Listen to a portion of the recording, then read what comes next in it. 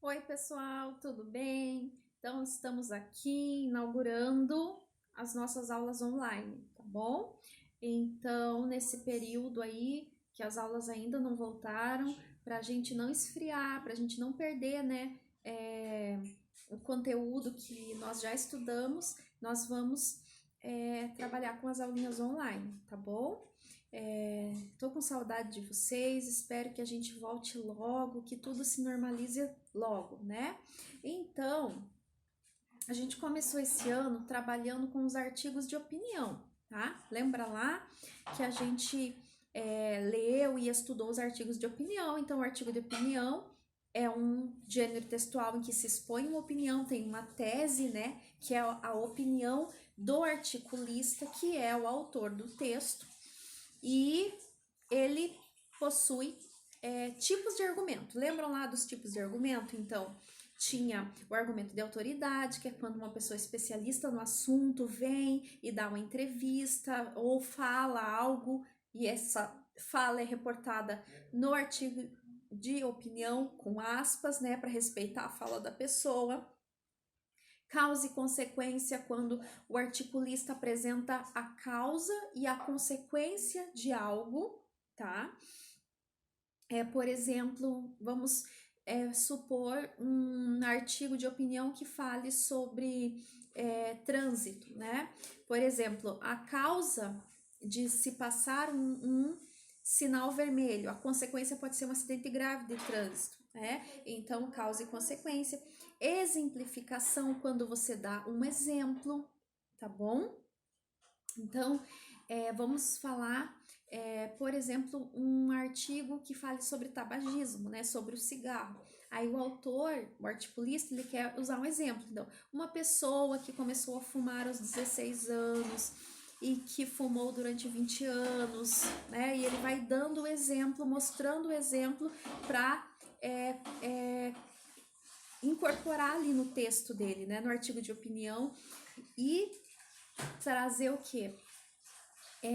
Poder de persuasão, porque um artigo de opinião, ele precisa ser escrito com a finalidade de convencer quem está lendo. Eu preciso convencer essa pessoa, eu preciso que essa pessoa compartilhe da mesma opinião que eu, tá? Depois tem o evidência e comprovação, que também é chamado de provas concretas, né, que são dados estatísticos, tá? Por exemplo, se tá lá, se você está falando escrevendo um artigo de opinião sobre saúde, por exemplo, ter um dado estatístico da OMS, que é a Organização Mundial de Saúde, né?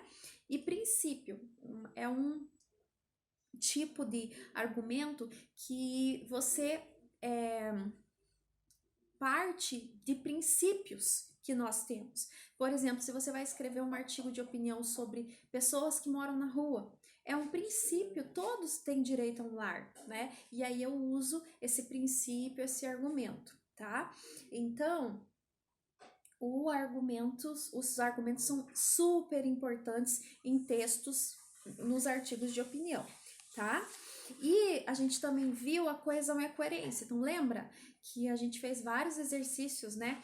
A coesão, os elementos coesivos são aquelas palavrinhas que eu uso para substituir repetições, para ligar uma frase a outra, para que ela tenha aquela sequência, né? Uma sequência boa de se ler, boa de se escrever. E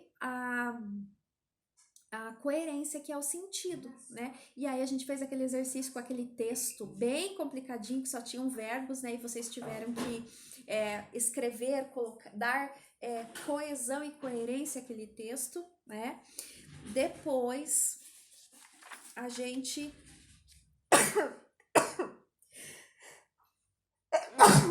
Ai, gente, desculpa. Ai, não é coronavírus, tá? Não.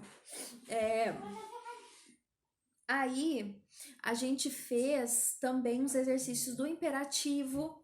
Lembra que eu pedi para vocês fazerem uma propaganda e aí cada um usou o verbo no imperativo, né? Aí uns fizeram propaganda sobre desodorante, algumas fizeram sobre papel higiênico, né? Deram até nome pro papel higiênico.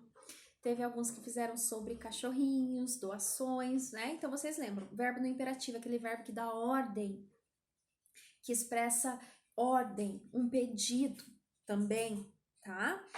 E por último, a gente andou estudando, né, aquela carta do leitor, quando ele escreve para uma revista, falando, elogiando ou criticando uma reportagem.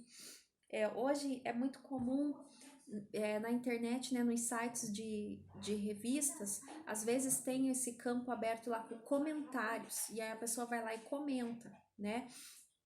Então, é como se fosse ali um lugar para você escrever uma carta do leitor. Claro que não é a mesma coisa, mas tem a mesma função: criticar, elogiar a revista, elogiar a reportagem, tá bom? E depois a gente viu as orações coordenadas, tá? Então lembra lá das orações coordenadas, são dois lados da oração, tem a conjunção no meio. No caso de algumas conjunções como ora, ela fica no início e no meio da frase, tá? E aí a gente foi lá pro bosque, que a gente brincou de alerta de conjunção, lembra? Então essas conjunções, essas orações coordenadas, né? Que a gente tenha a sindética, que a gente chama de oca, oração coordenada sindética que não tem conjunção, e depois as orações coordenadas sindéticas que tem conjunção, que são as aditivas, as adversativas, as conclusivas, as alternativas, enfim. As orações coordenadas. E depois a gente depois desse período a gente parou, porque cessaram as aulas, né? Inclusive, quando a gente voltar, eu tenho preparado, até eu fiz um dominó, pra gente jogar dominó trabalhando as conjunções. Então, eu quero que volte, que tudo se normalize, pra gente poder fazer, né? Fazer esses exercícios diferentes, aulas diferentes, tá bom? Do jeito que eu gosto de trabalhar com vocês.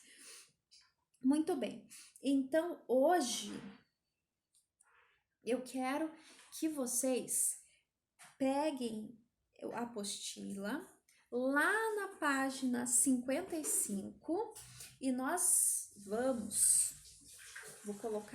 vou me colocar junto, né? Nós vamos fazer o exercício 1 e 2. 1, 2, 3 e 4.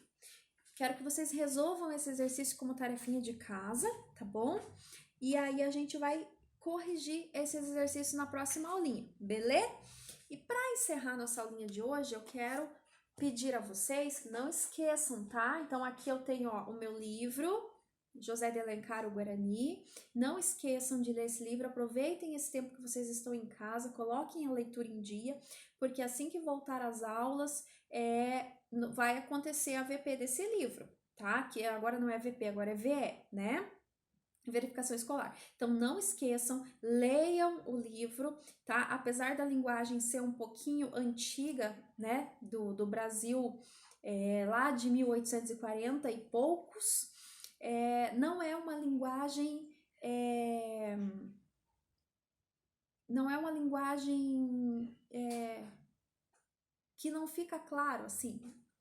Como que eu posso dizer? Ele foi escrito em 1840, ele tem aquele português mais arcaico, assim, mais antigão. Só que ele é um livro claro, ele deixa a história clara, você consegue entender, tá bom? Então leiam lá, esse aqui é um clássico da literatura brasileira, muito importante, tá? José de Alencar, O Guarani, é uma história bem bonitinha. No começo talvez vocês sintam dificuldades, mas depois a leitura vai fluir, belezinha? Beijo para todos, se cuide, continue se cuidando em casa, tá bom? E a gente se vê na próxima aula. Tchau, tchau!